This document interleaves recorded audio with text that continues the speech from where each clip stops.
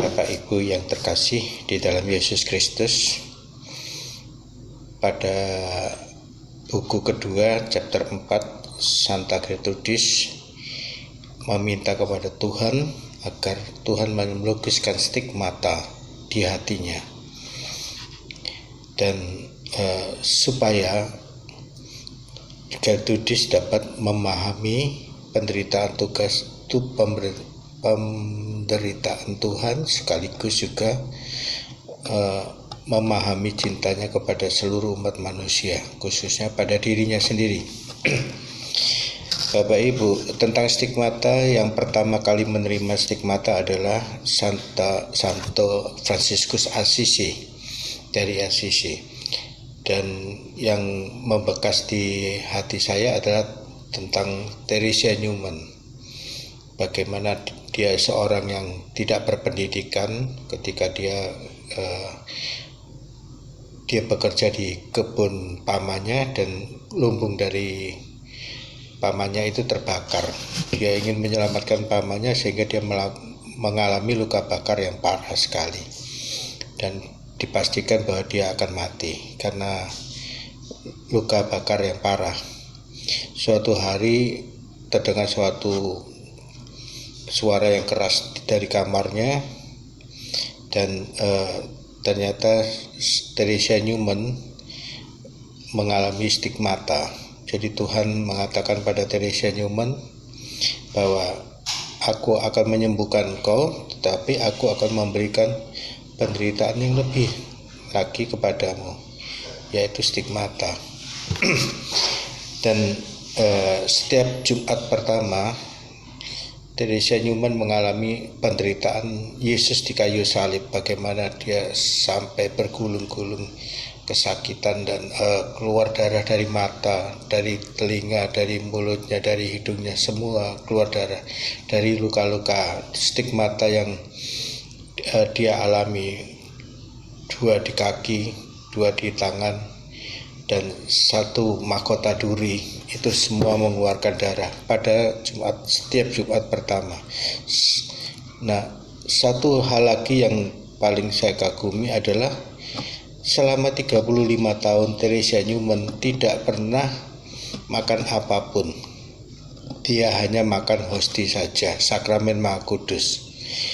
Setiap pagi dia pergi ke gereja, tetapi tidak boleh masuk ke gereja karena umat akan mencari dia, dan uskup melarang karena akan mengganggu konsentrasi umat untuk datang kepada Tuhan, karena umat lebih ramai mencari dia. Jadi Theresia Newman setiap hari hanya bisa mengikuti misa di sakristi, dan dia menerima 1 butir sakramen Maha Kudus. Hanya itu saja. Selama 35 tahun dia tidak makan apapun dan tidak minum apapun, hanya sakramen Maha Kudus, karena tubuh dan darah Tuhan itu sungguh-sungguh makanan dan sungguh-sungguh minuman.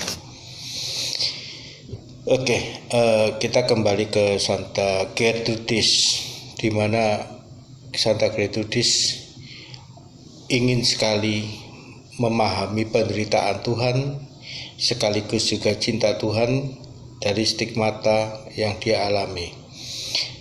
Nah, Santa Gertrudis mempunyai 1 doa yang paling dia sukai, yaitu Mazmur 103 ayat 1-5. Dia mengatakan, aku tidak pernah gagal menerima bantuan apapun selama ini. Jadi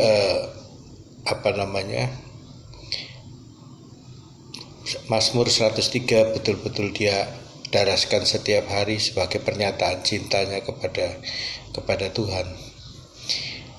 Mazmur 103 ayat pertama, pujilah Tuhan hai jiwaku, pujilah namanya yang kudus hai segenap batinku. Dan Santa Gertrudis menambahkan, aku menaruh semua dosa-dosaku dan kelemahanku dan segala sesuatu yang berhubungan dengan diriku kepada luka di kakimu yang terberkati. pada ayat kedua dikatakan, pujilah Tuhan hai jiwaku, jangan lupa akan segala kebaikannya. Santa Aegritus menambahkan, aku membasuh semua noda kesenangan duniawi yang fana di dalam pembaptisan darah dan air yang telah engkau curahkan di kayu salib untukku. Ayat ketiga Mazmur 103 ayat 3 dikatakan, Dia yang mengampuni segala kesalahanmu, yang menyembuhkan segala penyakitmu. Aku menidurkan jiwaku di luka tangan kirimu, seperti merpati bersarang di celah batu. Ayat keempat, Ia menebus hidupmu dari lubang kubur dan memahkotai engkau dengan kasih setia dan rahmat. Aku mendekati tangan kananmu, dan dari sana aku mengambil semua yang aku butuhkan untuk kesempurnaan rohaniku dalam kebajikan dan semua perhiasan yang begitu megah untuk jiwaku. Ayat kelima dikatakan bahwa Dia yang memuaskan hasratmu dengan kebaikan, dan sehingga masa mudamu menjadi baru seperti burung Raja Wali. Santa Aegritus berdoa agar aku dapat disucikan dari semua kekotoran dosaku dan memiliki kekurangan dari keinginanku, sehingga aku dapat menjadi layak hadir di hadiratmu. Walaupun bagi diriku sendiri aku sama sekali tidak layak dan tidak pantas menerima sukacita pelukan sucimu. Itu doa yang setiap hari didaraskan oleh Santa Aegritus, yaitu Mazmur 103 ayat 1 sampai 5. Dari doa ini baik Daud maupun Santa Aegritus juga mengakui bahwa Tuhan itu adalah kasih, sumber segala kebaikan, sumber dari segala kasih. Jadi untuk bisa mendapatkan kasih Tuhan, maka dia harus menyerahkan segala kelemahan, dosa-dosanya, segala sesuatu yang berhubungan dengan pergulatan hidupnya, dan segala sesuatu yang rencana-rencananya, apapun yang berhubungan dengan hidup dan jiwanya, dia serahkan ke dalam tangan luka-luka Kristus di kayu salib. Nah, Bapak Ibu dan saudaraku yang terkasih, kita melihat bahwa seluruh firman Tuhan, seluruh Alkitab itu berbicara bahkan perjanjian lama, Mazmur berbicara tentang kebaikan Tuhan, Allah sebagai sumber kebaikan. Dan kalau kita berbicara tentang Allah, hanya satu kata, kasih.